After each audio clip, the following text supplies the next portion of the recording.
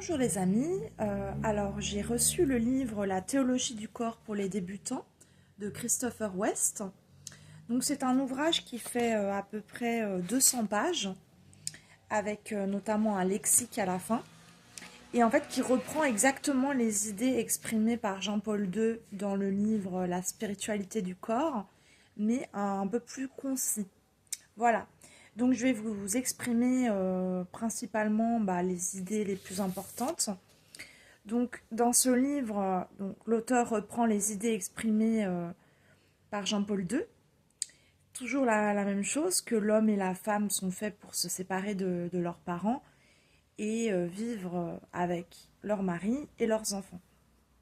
Ils doivent expérimenter ce qu'on appelle la nudité sans honte, l'union sacrée.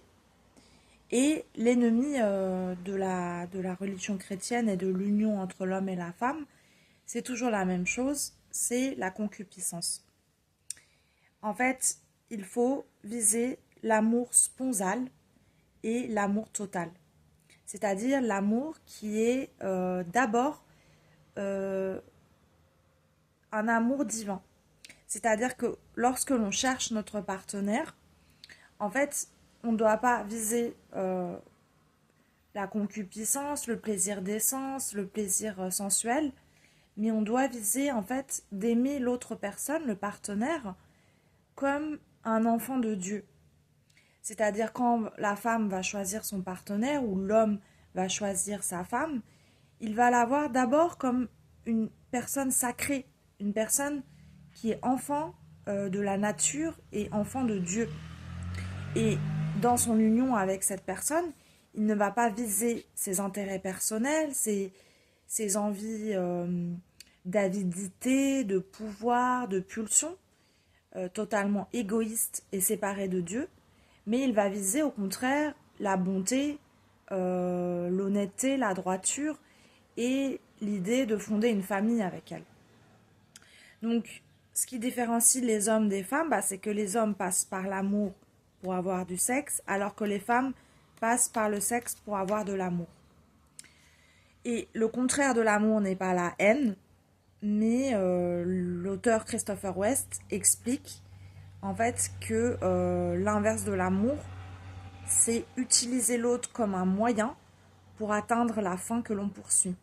Donc ce sont les relations de type perverse narcissique, où en fait la femme est utilisée et non pas respectée comme un être à part entière, une personne à part entière avec des besoins, euh, des règles, des tâches à accomplir au sein de la maison, mais est totalement utilisée juste comme un objet pour assouvir ses fantasmes. Voilà. Donc on en revient aux thématiques que j'ai explorées auparavant, que les pervers narcissiques, ils ne cherchent pas l'amour. Ils cherchent à utiliser la personne, ils cherchent à l'asservir, ils cherchent à remplir leurs intérêts et non pas les intérêts de la personne aimée. Il n'y a même pas de notion d'amour dans la perversion narcissique. C'est juste une projection de son ego et une volonté d'asservissement et non d'amour. Donc, la pureté sexuelle ne revient pas à annihiler ni à réprimer notre attirance sexuelle, mais elle vise à créer des rapports sains entre l'homme et la femme qui ne visent pas la perversion ou qui ne visent pas la concupiscence. Donc la différence notable, par exemple, entre la pornographie et une juste représentation de la nudité dans des rapports humains, c'est que le pornographe, il va chercher à susciter la concupiscence, alors que le vrai artiste, comme Michel-Ange par exemple, veut montrer la totalité du mystère personnel de l'homme. Donc, dans un cas, il y a un respect du corps de l'autre, de son corps, de sa réalité, et dans le cas de la pornographie, il y a un irrespect total, parce que la fin du pornographe, c'est de voir le corps comme une pure concupiscence, une pure volonté d'assouvir des désirs, et non pas une réalité en tant que telle. et une finalité en tant que telle. Donc, après, l'auteur parle de notamment l'herméneutique du soupçon qui nous coupe de la vérité et on se condamne à suivre des règles éthiques sans une conversion du cœur. Là, il parle de l'éthos. Donc, dans le modèle du paradis, l'homme et la femme sont unis et heureux.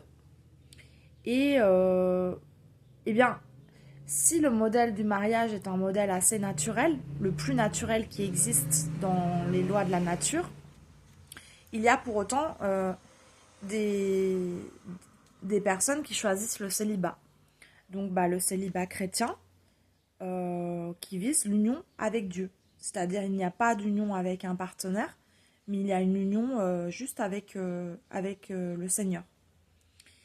Et le mariage, lorsqu'il intervient entre deux personnes, est un don de Dieu. Et il faut voir que Christopher West explique que le célibat est quand même vécu comme une exception. C'est-à-dire que les gens qui choisissent le célibat, dans la cosmogonie chrétienne, c'est une exception dans la nature. Le mariage est l'union la plus naturelle entre l'homme et la femme. Donc là, il reprend l'exemple du Cantique des Cantiques, qui est l'exemple de l'amour total. Et il explique qu'est-ce que n'est pas l'amour. Là, il reprend l'exemple de la perversion. C'est toute activité sexuelle qui, ayant renoncé à la procréation, recherche le plaisir comme un but indépendant de celle-ci. Voilà. Donc la perversion en amour, c'est quand le but n'est pas de fonder une famille et de fonder un foyer, mais juste de ressentir du plaisir avec son partenaire pour le simple plaisir. Sans vœu de mariage, sans vœu d'union commune ou de créer une vie ensemble. Voilà. Donc la vie conjugale est un sacrement. Elle est signe de la vie et de l'amour de Dieu qui est donné par Dieu. Et à la fin du livre, on a un énorme lexique où l'auteur nous parle du jargon de la théologie du corps exprimé par Jean-Paul II. Et donc, là, il reprend par exemple la théologie du corps. Donc, c'est l'étude de la manière dont Dieu révèle son propre mystère à travers le corps humain.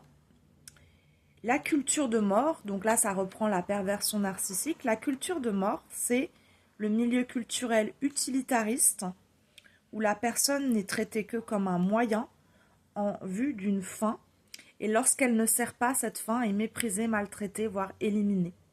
Donc ça, c'est l'ennemi total de ce que prône ce livre, à savoir l'union entre l'homme et la femme consentie et sous l'égide de Dieu. La culture de mort, c'est où on utilise le corps de l'autre pour des fins personnelles, pour des intérêts personnels, et sans reconnaître la dignité de la personne et sa finalité divine. Voilà. Et à l'opposé de la culture de mort se trouve la culture de vie. Donc la culture de vie, c'est le milieu culturel où la vie humaine est respectée comme le plus grand de tous les dons et où l'on est prêt à faire tous les sacrifices nécessaires pour défendre la valeur inestimable de chaque être humain. Donc culture de vie, c'est la culture de l'amour, c'est la culture prônée par l'amour divin. Après, il y a d'autres notions plus techniques comme communion des personnes, donc ça c'est la communion des époux, le don sincère de soi, donc c'est aimer comme le Christ, la définition de la concupiscence, appétit sexuel vidé de l'amour de Dieu, l'inverse de l'amour qui conduit à se donner elle-même pour le bien de l'autre. Voilà, il y a d'autres définitions comme l'évangile du corps, la parentalité responsable, l'éthique du signe, la chasteté, le prophétisme du corps. Alors ce sont des termes qui sont assez techniques, même si on est dans un ouvrage de débutant. Et ce qui est très important pour le chrétien qui va passer ces sacrements, c'est essayer d'apprendre par cœur ces notions, de les apprendre par cœur dans un petit cahier et d'utiliser au maximum ce jargon avec la paroisse et avec ses proches parce que ce sont des clés conceptuelles pour comprendre le langage de Jean-Paul II. Rédemption du corps, vie sous la conduite de l'Esprit Saint, la foi, la grâce de la création, grâce de la rédemption, affranchissement de la loi, herméneutique du soupçon, la liberté, capacité à choisir, à se déterminer, à décider de ses actes. La liberté constitue la principale distinction entre la personne humaine et les animaux. Culture de vie, voilà, culture de mort. Ça, c'est très important. Culture de vie et culture de mort. Mystère divin, etc. Donc, j'ai lu ce livre assez rapidement. Il était beaucoup plus facile que le livre de 600 pages de Jean-Paul II. Je le trouve très bien. Alors, un petit mot sur qui est Christopher West. C'est un conférencier catholique américain, spécialiste de l'enseignement de l'Église sur le corps, l'amour et la sexualité. Il met tout son talent à le vulgariser. Il est l'auteur de nombreux ouvrages, dont le best-seller « Bonne nouvelle sur le sexe et le mariage ». Voilà. Donc, 18 € aux éditions de l'Emmanuel. Et voilà, c'est un ouvrage vulgarisateur de la théologie du corps et qui est très intéressant.